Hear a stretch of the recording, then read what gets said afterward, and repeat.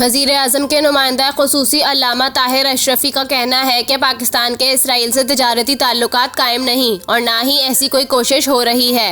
एक बयान में अल्लामा ताहिर अशरफी ने कहा कि पाकिस्तान के इसराइल से तिजारती ताल्लुकात नहीं हैं, सिर्फ सियासी मकासद के लिए मुत्तफ़िका मौक़िफ़ को मुतनाज़ा ना बनाया जाए।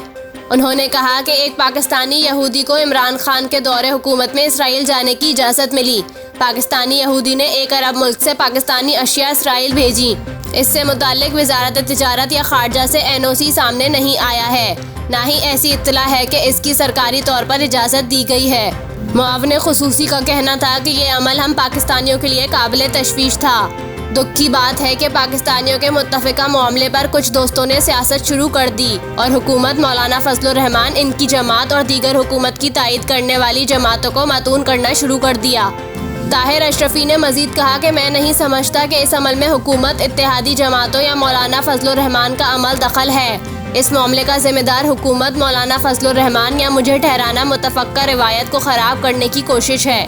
पाकिस्तान के इसराइल से तिजारती ताल्लुकात कायम नहीं हुए और ना ही ऐसी कोई कोशिश हो रही है।